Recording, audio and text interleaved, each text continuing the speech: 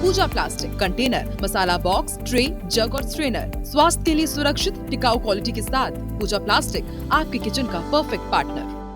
इंदौर के विजयनगर इलाके में एक ई रिक्शा की बैटरी फटने से बड़ा हादसा हो गया। इस हादसे में रिक्शा में सवार 2 महिलाएं पूरी तरह से झुलस गईं, जिसमें एक महिला की इलाज के दौरान मौत हो गई।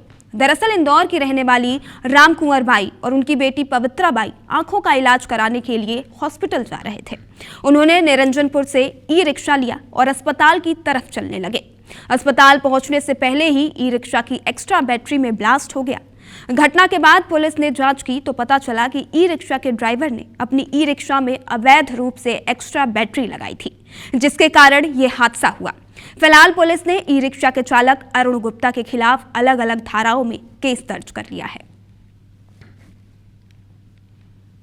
ई रिक्शा की बैटरी जो है, बैटरी जल गई, तो उसमें जो एसिड वगैरह है उसके निकलने से उसमें जो सवारियां बैठी थी उनको जो चोट लगी है, जिसके मृत्यु की सूचना प्राप्त हो रही है। ई रिक्शा के चालक के विरुद्ध अपराध पंजीबद्ध कर विवेचना में लिया गया है।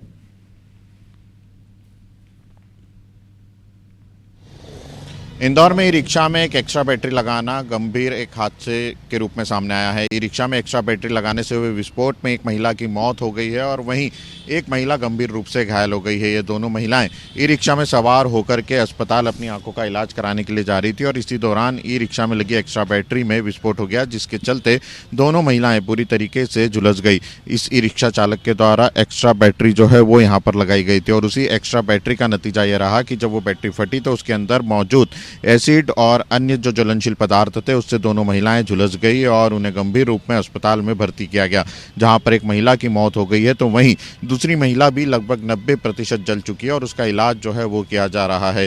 फिलहाल पुलिस ने ई रिक्शा चालक के खिलाफ केस तो दर्ज कर लिया है, लेकिन सबसे बड़ी लापरवाही ई रिक्शा को लेकर के निकल करके सामने आ रही है कि इसमें किस प्रकार से छिड़कानी कर यदि खुद आप एक्स्ट्रा बैटरी लगाने का प्रयास करते हैं तो उससे कभी भी एक गंभीर हादसा जो है वो हो सकता है। फिलहाल अब पुलिस ने इस पूरे मामले में जांच शुरू कर दी है, लेकिन सवाल कई खड़े हो रहे हैं क्योंकि जिस तरह से शहर में लगातार ई रिक्शा बढ़ रहे हैं उन्हें लेकर नियमों की दरकिनार जो है अभी भी बनी हुई है। कैमरा पर्सन नंदन सिंह पवार के साथ अंशुल मुकाती, IBC 24 इंदौर।